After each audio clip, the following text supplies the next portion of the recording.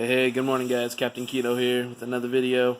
On my last video we discussed what I do for breakfast, and basically it was just bacon and eggs, kind of boring. Well, today we're going to discuss what I do for lunch, and I'm going to give you guys a spoiler alert, it's just as boring. So, I do one or two things for lunch. One, and this is the usual method because usually I'm at work, I have nothing. I just don't eat. I eat breakfast, I eat dinner.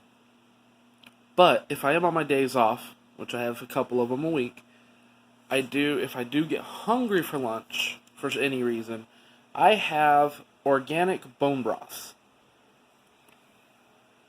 You can find this at, you can see it says, I want to say that's Sam's Choice. Yeah, I find it at Walmart. Decently cheap. I mean, I don't do the chicken like this one is, but I do the beef. I do the beef bone broth, and yeah, it may sound a little weird right now, and it sounded weird to me at the time, but if you do a cup of bone broth, one or two tablespoons of butter for the extra fat. Me personally, I put garlic powder, onion powder, and not parsley, Italian seasoning in it. Mix it up, put it in the microwave for about a minute or two, warm it up, make it hot. It's just like drinking soup without any of the extra stuff in it. It has a lot of extra health benefits with it, and it surprisingly fills you up.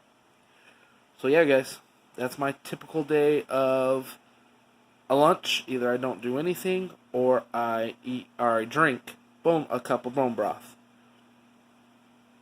In the next video, I'm thinking I'm going to go over intermittent fasting.